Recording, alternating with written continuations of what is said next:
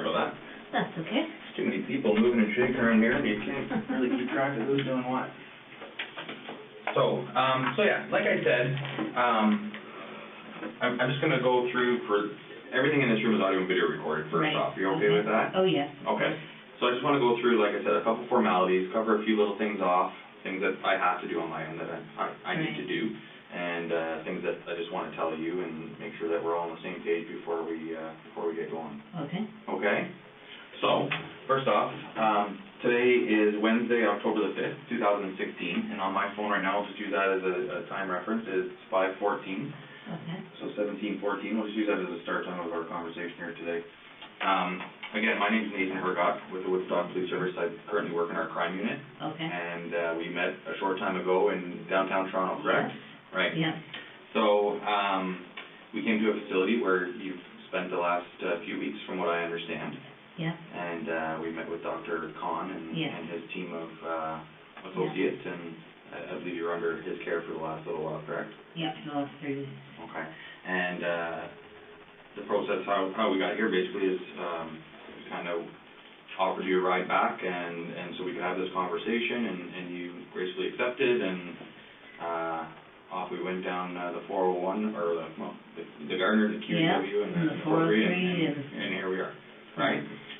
So just to make it clear for whoever might watch this in the future, we didn't force you to come with us. We didn't, shove you in the car and off we went kind of thing. You did it on your own free will, and you accepted it on your own decision making. Is that correct? Yep. I had a nap, and you even let me try to give money to the homeless people. So. There you go. I remember all of that. So I know I read you a few things before, as we were kind of just cruising down Spadina there. And I know you've been read this many times, but it's just things that we need to just reiterate and make sure that you're clear and comfortable with having this conversation today. Okay. Okay. Like I said, based on our investigation, there could be some pretty serious criminal charges that result of our investigation. Okay. So having said that, if you wish to speak to a lawyer at any time, I don't want you to hesitate. We can make it happen whenever you like. So whether it's now, 5 minutes from now, an hour from now, or 3 days from now, whatever the case may be. We're not going to be asking questions for 3 days, are we? I hope not. No, I hope not. Okay. I'm just saying that any time that you want to speak to a lawyer, that you're kind of in our company or whatever the case may be, you let us know and we can make that accommodation for you. Does that make sense? Yeah. Okay, because in your position as a Canadian citizen, you're entitled to have free legal advice from a legal aid, duty counsel lawyer, a lawyer of your choice, whoever you like. Okay. Make sense? Yeah. Okay. And like I said, because there could be some criminal charges that result of our investigation. Right. Okay. Also, and I know you've been read this many times before, that you may be charged with many criminal offenses, and you don't have to say anything in answer to the charges that you face. But if you wish to do so, we're going to do that today. But whatever you do say could be used in courts. And I know we had that conversation in the car on the way back to Woodstock, and I asked you to repeat it in your own words, and you kind of gave us a few of describing it in your own vocabulary. I think you said something like, it's not Vegas. What happens in the car on the way back doesn't necessarily stay in the car, right? Yeah. So same thing in this room. Anything that you say and everything that we talked about could be used as evidence at court. Yeah. Okay? Okay. So kind of, to put it easily, the same rules apply. Okay? And if you've spoken to any other police officers, I know that you've dealt with the Toronto police officers. There was a couple officers in the car on our trip back here. If anyone's persuaded you or tried to push you into making a statement, whatever they said, I don't want that to influence you in any way. Okay? No, what I'm about to say is I'm giving up my own free will. Okay. All right. And I appreciate that. And we'll get moving forward. For another few things, and I know that we said this in the car, you are not under arrest right now. Okay. Okay, I want to make that very clear to you. Okay. Okay, you're not under arrest. The door is unlocked. Okay, I'm not impeding your way to the door. If you want to leave at any time, if you want to stop talking to me at any time, you just let me know, and we'll just carry on from there. Okay. Okay, but you're not being held here against your will. We're not forcing you to speak to us. We just have some follow-up, some some follow-up questions from the investigation that kind of got going while you were in Toronto. Yeah, being interviewed is hard because it takes so long. It does. So I'll do my best, like I said, if I have to get up and pace around a bit or whatever. If you want to take a break at any time, you let us know. If you want to get up and pace around, I'll just kind of hang tight here, and we'll just keep conversing as long as you're comfortable. I'll go as long as I can. Okay. All right. Sounds good. That's kind of all the formalities, but like I said, those are the things that I just wanted to make sure that were clear to you. And if you have any questions for me before we get started, the floor is yours. If there's anything or any concerns that you have. No, I want to get through this and find out what happened to my mom and dad, because I know they're upset because someone went to visit them today. Okay. And we visited them today, and they said, they're here, we're concerned, what's going on. Yeah. Oh, I can imagine. I honestly don't have those answers for you, but I can get them for you. My role in this investigation so far has been not as in-depth as some of the other officers, but my task today obviously was to travel to Toronto and meet with you, with my fellow co-workers, and come back here and have a conversation. So that's kind of where I'm at right now. But I can definitely get those answers for you, and I don't want to upset any more people that need to be, especially your mom and dad. Yeah. Okay. And you should have bought blue chip tickets while you were there. You know what? If I could afford them for the playoffs, I probably would have. Yeah, that was exciting last night. So just for the record, and I know you prefer to go by Beth, is what you told us. Is that correct? Yes. Can you just state your full name for me? Elizabeth Tracy May Wettlaufer. Tracy May? Yep. Okay, and just spell your last name for the record. Wettlaufser. Perfect. And Beth, the reason why we're here today is because we've received some information back at the end of last week with regards to some information that was provided to the Toronto Police Service, which has led us into quite a bit of work, and leads us here today to speak to you with regards to kind of how this all started and follow up. But basically, I've watched your statement that you provided to Toronto. Okay. And we've been provided this document here. Does that look familiar to you? Yes, that's right. All right. And from what I can see here, there's 4 pages of a handwritten document. Is that your handwriting? Yes, it is. Okay. And it just kind of goes through some people that you've encountered in your career from 2007 through to 2016 of August. Yeah. August of 2016. Okay. So that's kind of the focus of our investigation right now is the information that you've put on these 4 pieces of paper. Yes. Okay. But before we get into that, I just want to kind of get an idea of your career and where you've been in your career and kind of how you got into things. And registered nurse. I started from Huron Park Secondary School.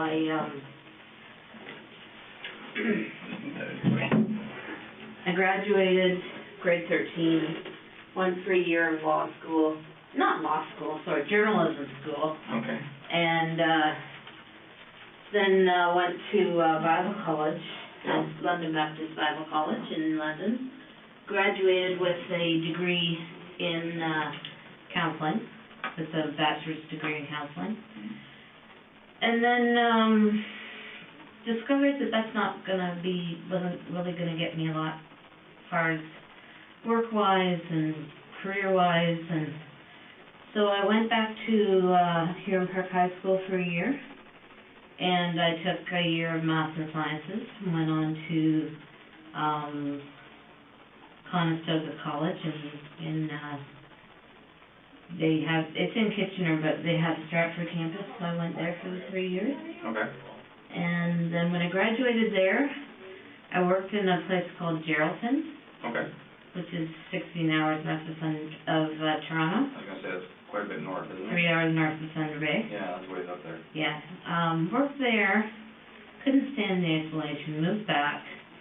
Worked for an organization called Christian Horizons here in town in one of their group homes till 2007.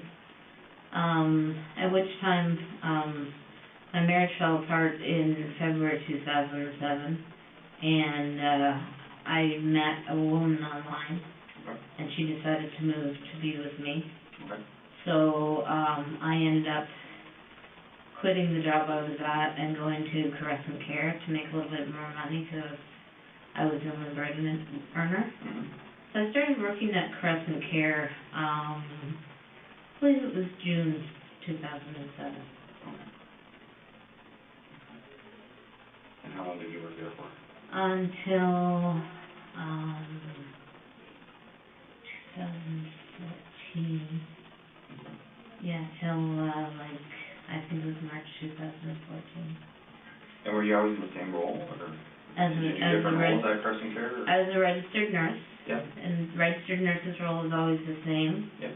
But, I worked in different areas of the home.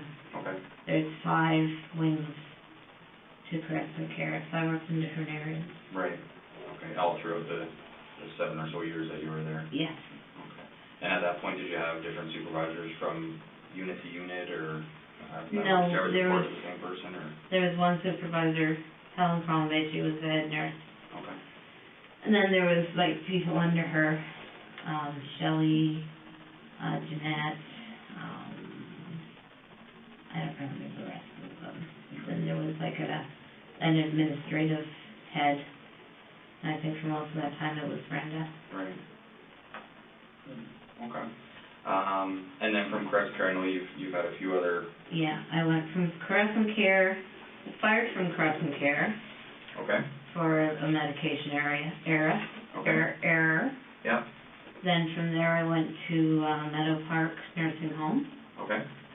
And left there to get help with an addiction issue. Okay. Hoping that it would get help with that as well. Mm-hmm.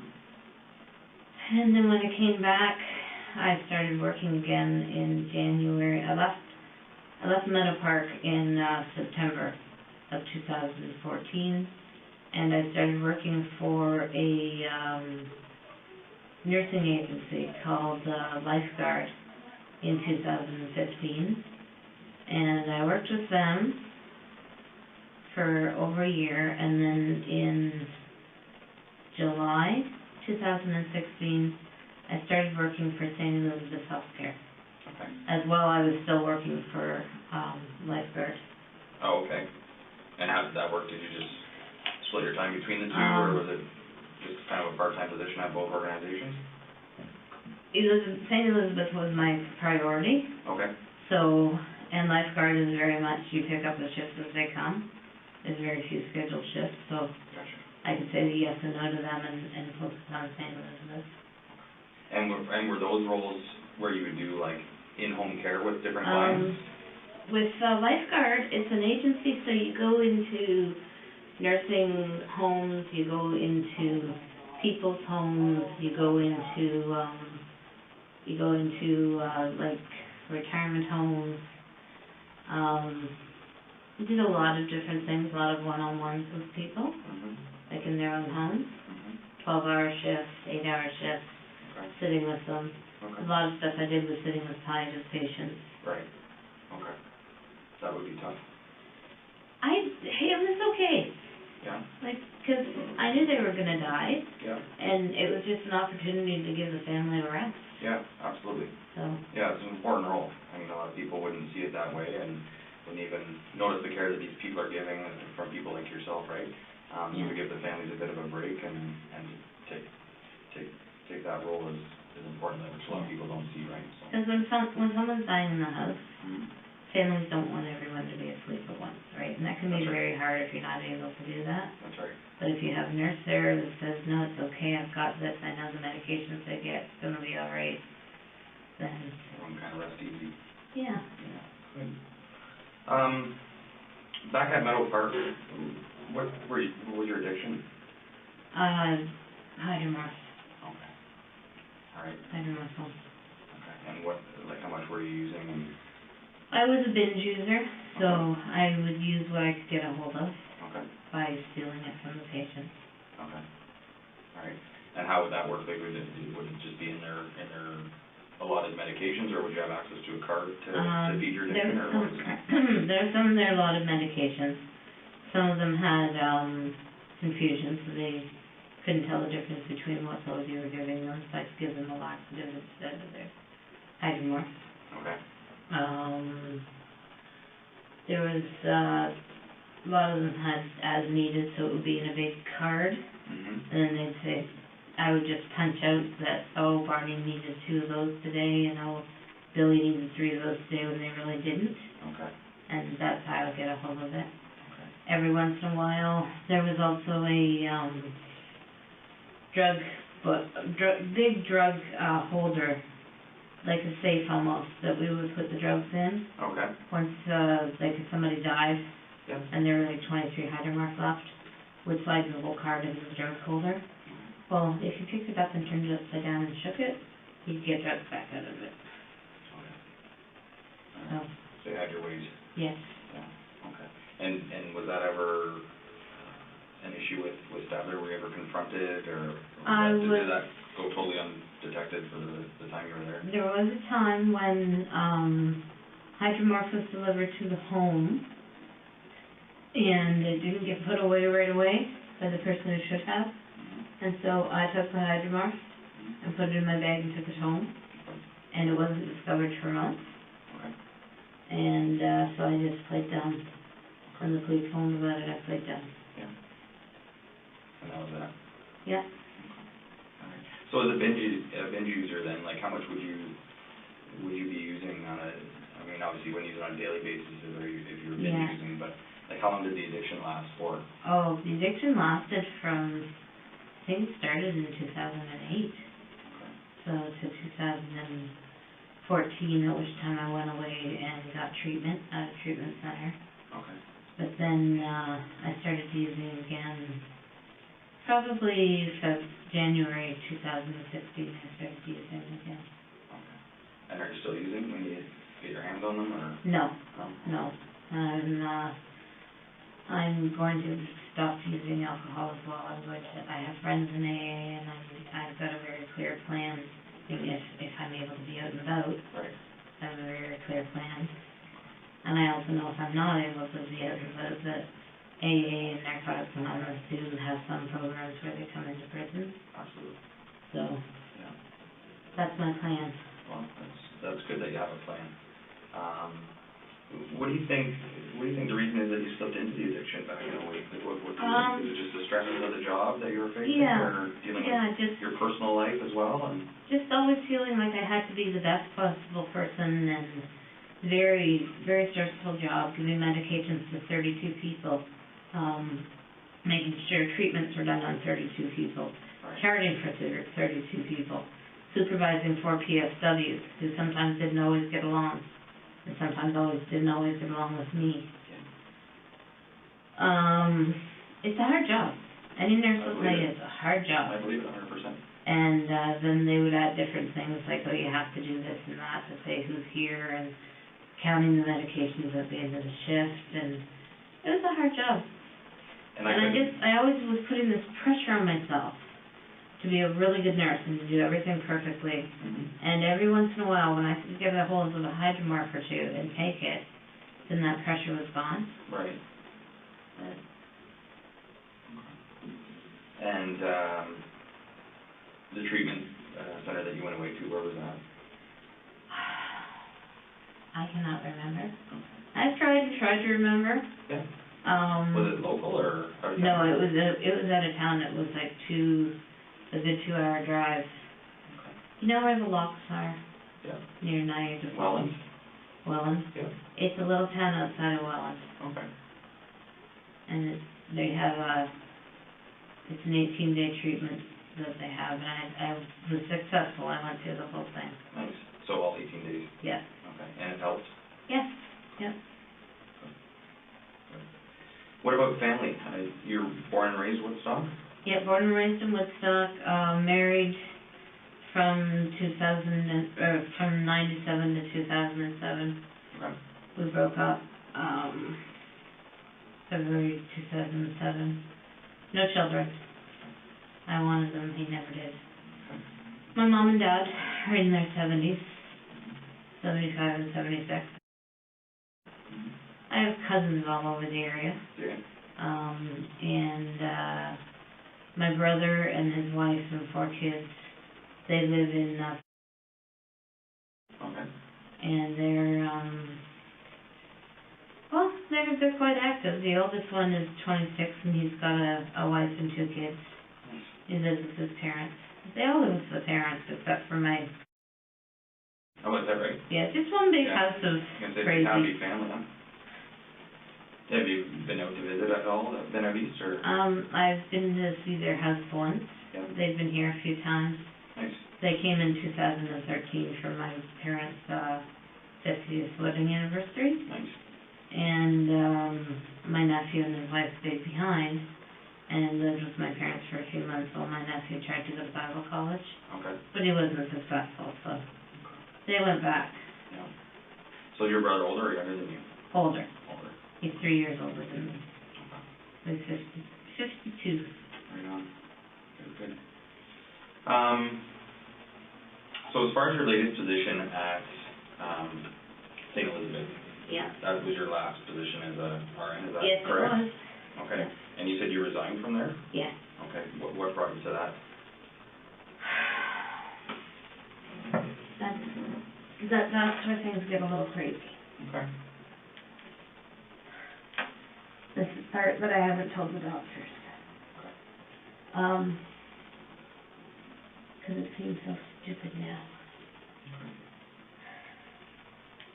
When my ex and I broke up in 2007, I was already taking the medication for my borderline personality disorder.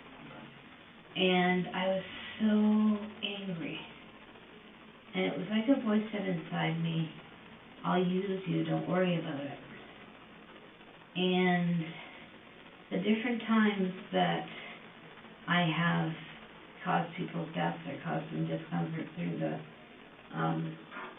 insulin, I believe it was the influence of that voice or whatever it was. It wasn't a voice in my head, it was a voice in here. And when I would do it, afterwards I would hear like a laughter in my chest. So, started working for St. Elizabeth, and I was doing well, but it was a lot of pressure. And the way that, that I've helped people to die has been through insulin. And after my 30-day evaluation, my supervisor came to me and said, I'm really sorry.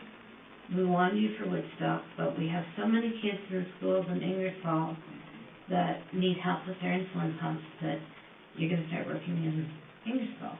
Okay. And I panicked. I didn't want to do that. Because I felt, what if? Those are kids. So I think it was about a week after that I quit.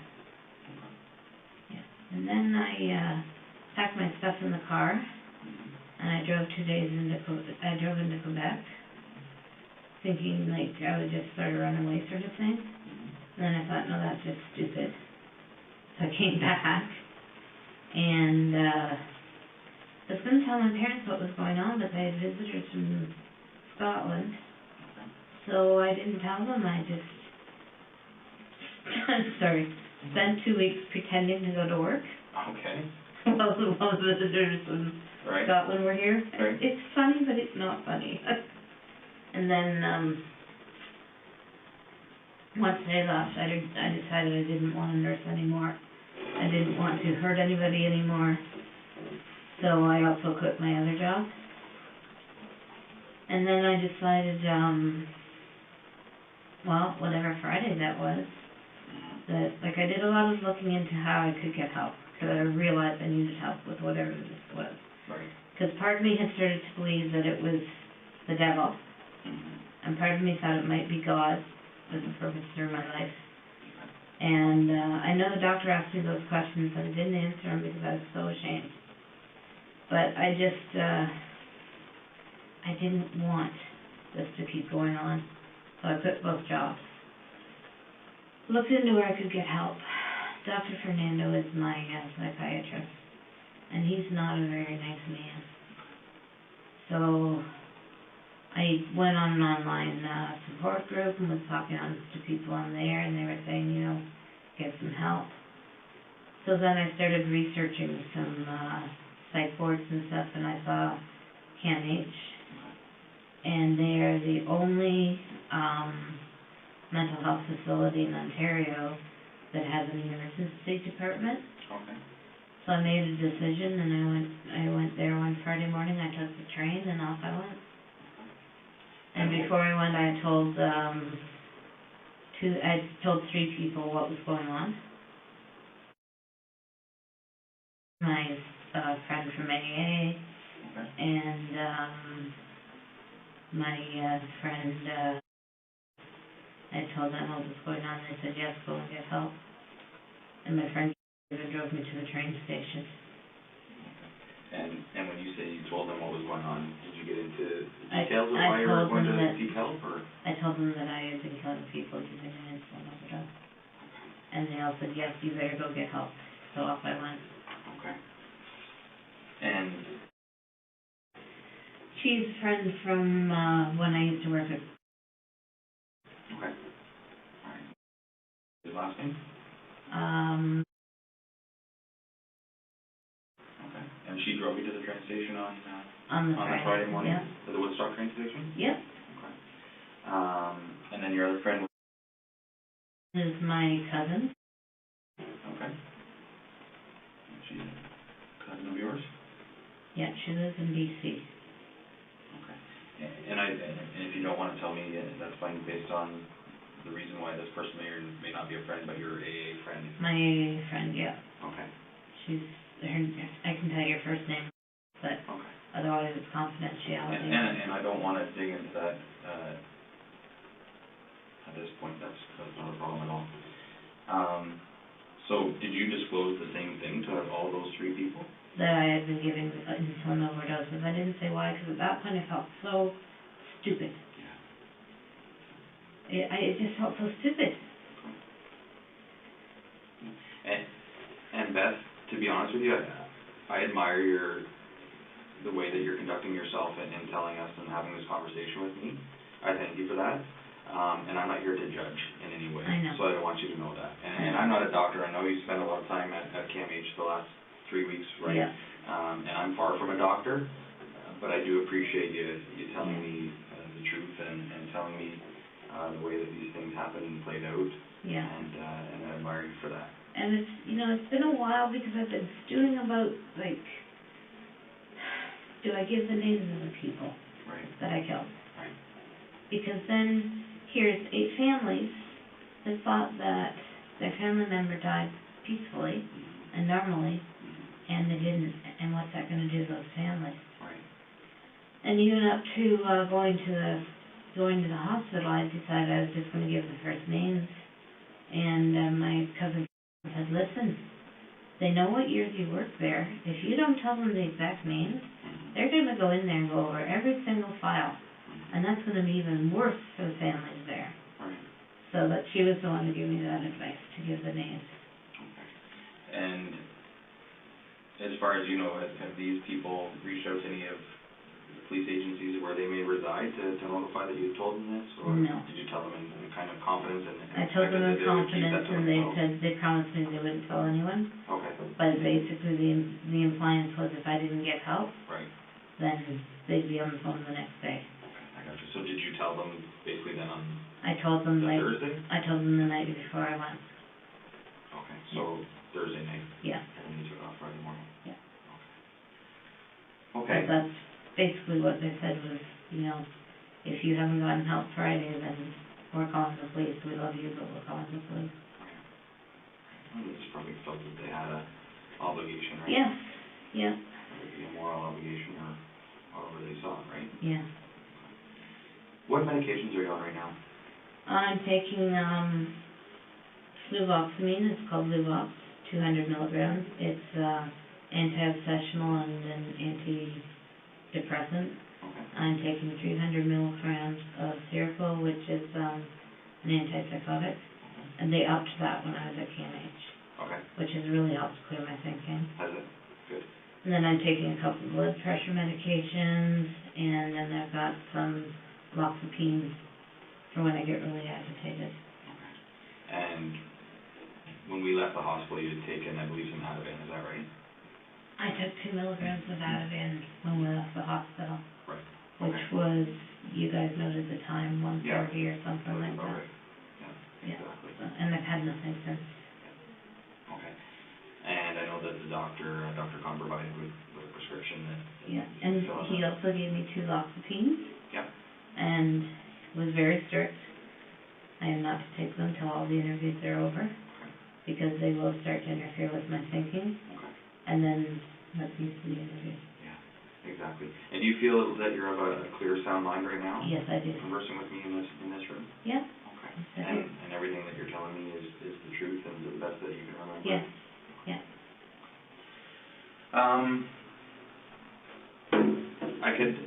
I could appreciate where you're coming from as far as the work that you went through. Obviously, I've never been a nurse, and I've never worked in the profession that you did, but I could imagine how overwhelming it is. Yes.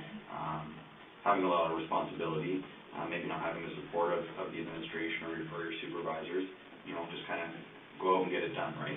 Yeah. And that could be, I could see how that would be stressful, and I could see how that would drive you maybe into your addiction and into other things. But I want to just go over this document, if that's okay with you. Yeah. Okay, would you be willing to do that with me? Yeah. Okay, and you do your thing. Sorry. No, don't be sorry. Absolutely not. This is pretty, major. I've only ever had parking tickets. I've never been arrested for anything. Well, like I said, you're not under arrest right I now, know. but it is a very significant investigation, you're right. I understand. And like I said before, Beth, I do appreciate you speaking with us, and I can imagine that, does it feel like a weight off your shoulders? Yes. Yes, you've been carrying a burden for quite some time. And I've tried to get help a couple of times. Yeah. Well, sometimes it takes a few attempts to finally commit to it, right? Yeah, I had a pastor that I told, and he prayed over me and told me I'd be fine. And that was God's grace, and then... When was that?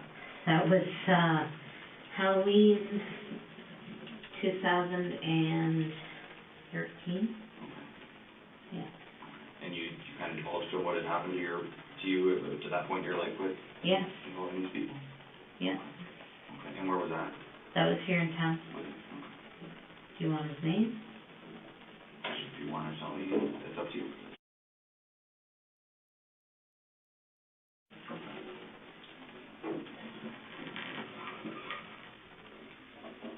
Oh no, sorry, it wasn't.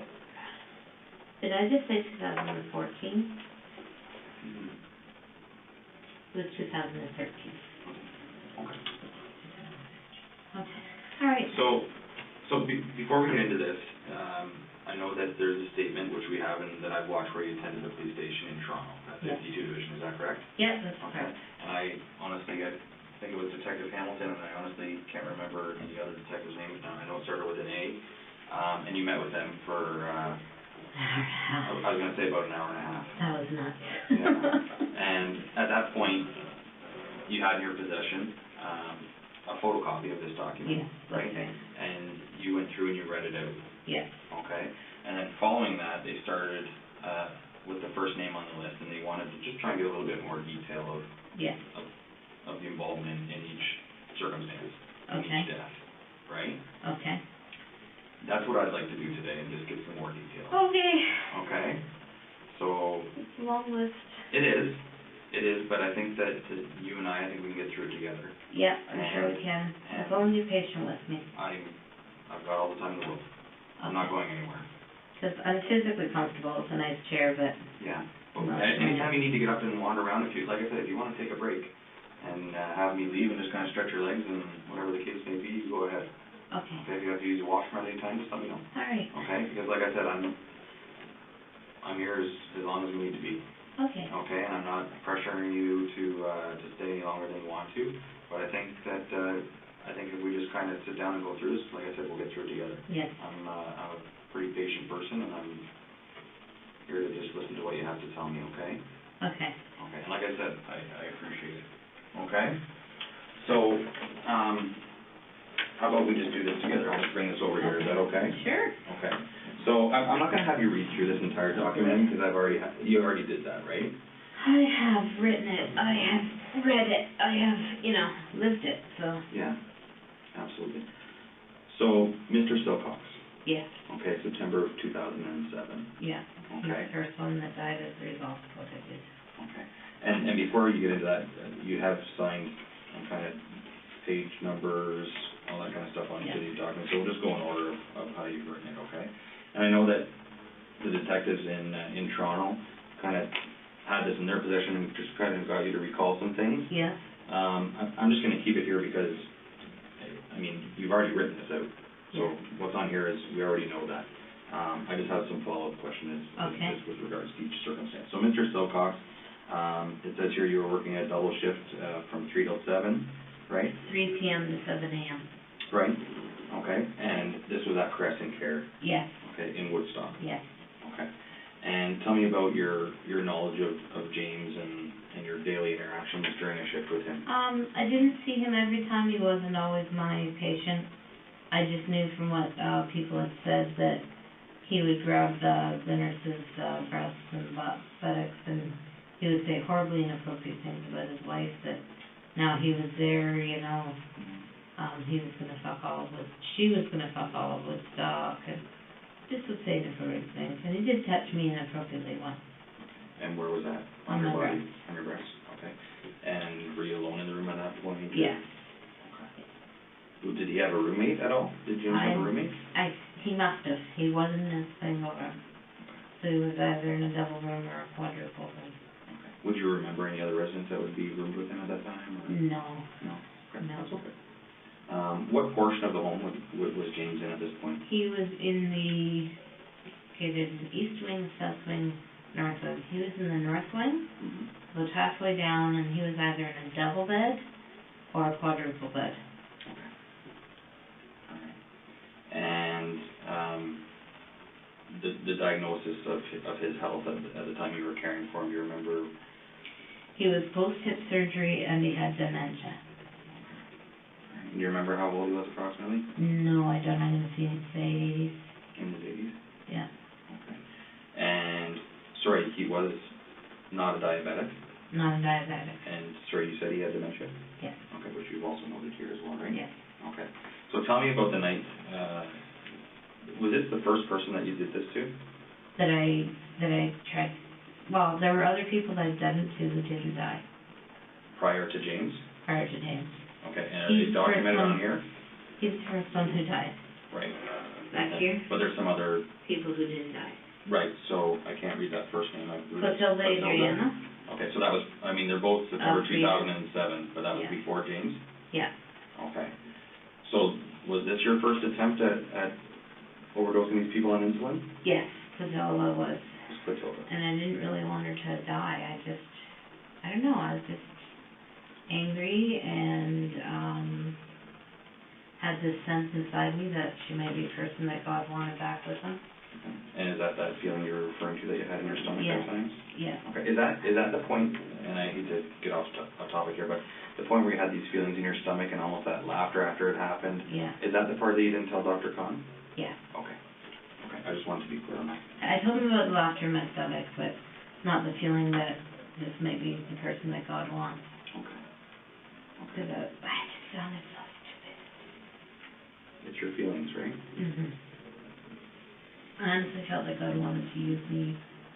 And Dr. Khan kept asking me, do you think God chose me for a special purpose? I kept saying no, because that did not sound like a special purpose, Yeah. So, but yeah, I just had a sense after my marriage broke up that God was going to use me for something. And then after a while I started to really wonder, after some of the murders, if it was God or if it was the devil fooling me. Did you feel like you were doing the right thing for these people? No. I felt like I was doing what I was supposed to do, but it wasn't what was right for them. So James, then, it was in the evening that this one took place, right? Yeah. It says here at about 9:30. Yeah. Run me through. About portion of things? 9:30, I gave him a dose of 50 milligrams of insulin. He's not diabetic. So I used a borrowed insulin pen, borrowed insulin, and gave him an insulin shot. And at 3:30, the PSW, throughout the night he was yelling out, "I love you," and "I'm sorry," and not to me, but just you could hear him calling out in his room, and that's what he was calling out. Mm-hmm. And then at 3:30, the PSWs came to me and said that he was gone. Okay. So I did what we're supposed to do. I went and listened to his heart and chest, called the doctor, called the family because that's what they wanted. Family came in and sit with him for a while. Doctor came in and said that his cause of death was from an embolism due to his post-hip. He'd had hip surgery. Okay. Doctor ruled it embolism due to post-hip surgery. Okay. Who do you think he was talking to when he was yelling out, "I love you"? I thought it might be his family. Okay. I really did. And when they came in and talked to me, they wanted to know if he'd said anything. Right. So I told them that I was so ashamed. Yeah. So ashamed.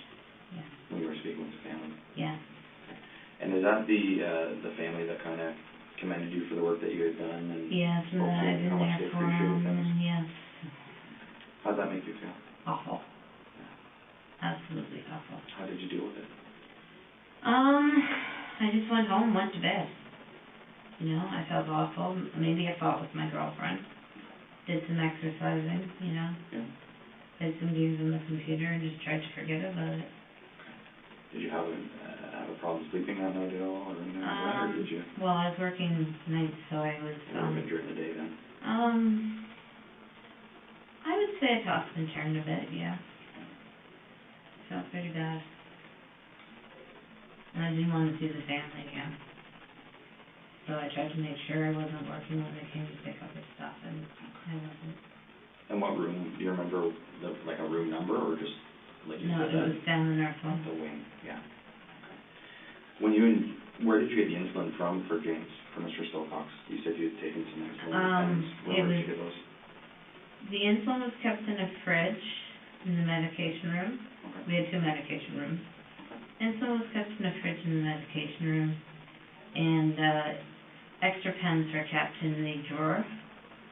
So you could just say somebody who had someone admitted and you needed a pen in a hurry. So you just put the insulin in the pen and put the needle on and dial up the dose and give it. And how was that documented to know that, so that Crescent Care would know that you were taking that insulin? They didn't keep track of insulin. Okay. So it was just something that was available for the nurses' use when they knew that it was appropriate for the certain patients? Yes. Now each patient had their own insulin. Right. And maybe somebody may have noticed that a lot of insulin was missing if a lot was used, but I was always careful to use different people. Okay. Different people's insulin? Insulin, yes. Okay. All right. And Mr. Silcox, then, where did you inject the insulin into his body? I'm not really sure. I'm going to say his arm or his torso. And did he know what was going on at that point? Not really. Was he a verbal patient? Like, could he converse with you and communicate? He didn't really converse. He did a lot of yelling out. I don't really remember him reacting when I gave it to him. So, he didn't react? I don't remember him reacting, no. Okay.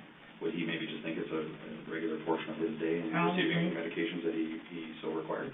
Probably today, I dementia. Okay. Yeah.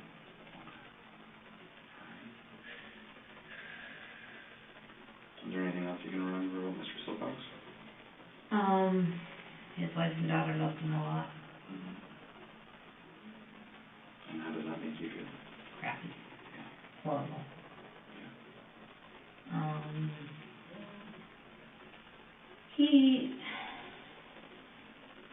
Yeah, like I said, he could be a bit of a handful, but, you know, he ate and drank normally, he took his pills when you told him to, so nothing else I can really remember about him. But this is, 9 years ago, so. It's a while ago. Yeah. How long after, when did you break up with your husband? I broke up with him. August 2007? Oh, no. I broke up with him in end of January, beginning of February 2007. Okay, so it was quite some time till September until you actually... Yeah. All right, I guess. By that time, I was in a new relationship with a woman. Okay. Who was that? Her name was Maureen.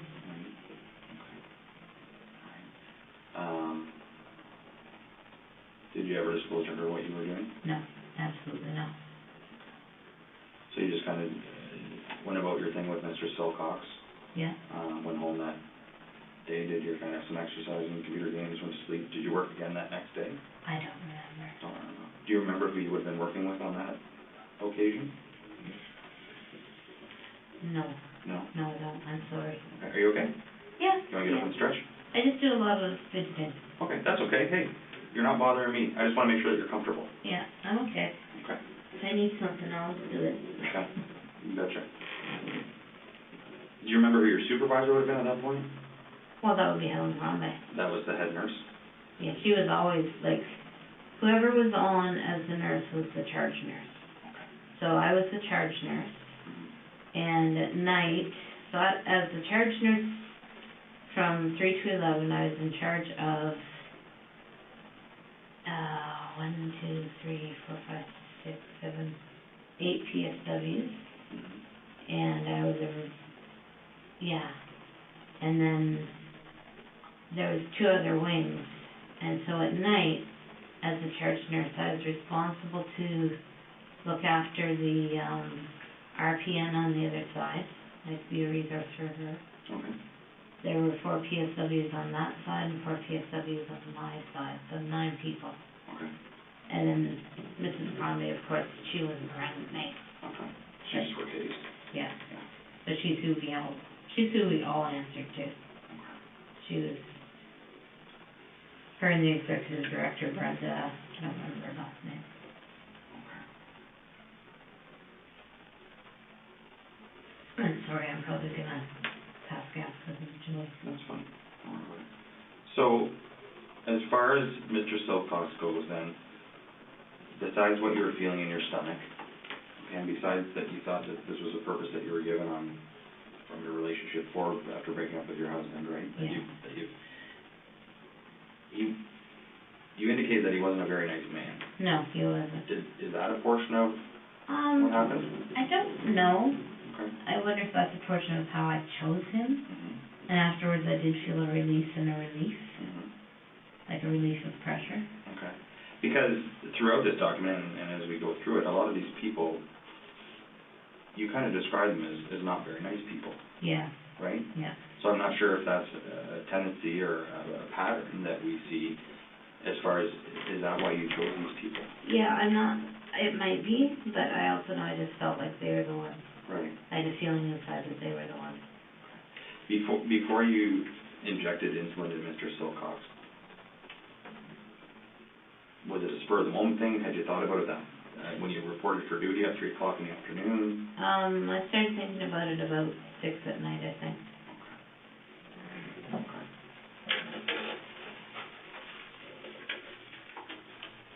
And do you remember who the pronouncing doctor would have been? No. Like how did that process work? That process, the way it worked was person's found with no vital signs. Nurse goes in with the stethoscope, listens for 1 minute. If there's no heartbeat, no lung sounds, nurse goes and calls the doctor on call. Okay. There was also a sheet that we had to fill out if we thought it was a coroner's case. In this case, I don't believe we thought it was. And then family is called. And the doctor may wait to come in and pronounce in the morning. Okay. Family can come in and visit the body at any time. Okay. So then the PSWs would get the body ready. Okay. So prior to the doctor announcing in the morning, the family could come in and spend time? Yeah, so the PSWs would just clean them up, put on, clean breeches and clean up the bed and stuff. Right. So you said Mr. Silcox, you said we didn't think it was a coroner's case. Whose decision would have that been? I guess I'm using the royal we. Okay, gotcha. Okay. So would that be just a decision that you were trusted to make? No, there's a form on the computer, and you go down through it, and if you tick off anything that says yes, you notify the coroner. Okay. All right. But But you would have clicked off those boxes yourself? Yes. Okay, so obviously, knowing that you had done this to Mr. Silcox, did you feel that you wouldn't click yes so that attention wouldn't be drawn to you? You know, I honestly can't remember if he was a clever case or not. Okay. He might have been. Now, would insulin... Even though I did this to these people, when I did their... But see, it's phrased as, does anyone have a reason to believe that this death was not natural? Right. So, yeah, I wouldn't click that one if I had done the insulin. Yeah, okay. You're right. Okay. All right. And I just wanted to clarify that. Yeah, yeah. That was just a question. Okay. Anything else you can think about from Mr. Silcox? No. Okay. Maurice. How did you pronounce Maurice's last name? Granat. Is it Granat? Okay. So tell me a little bit about Maurice. This says that this occurred in September or October of 2007. And this was at Crescent Care? Yep. Okay. Tell me a little bit about your interactions with Maurice. He was another one who liked to grab breasts and asses. Okay. He was sometimes a patient of mine. See, at that time, I didn't have a set floor that I worked on. I worked on all the different floors as a nurse, kind of filling in. Okay. So,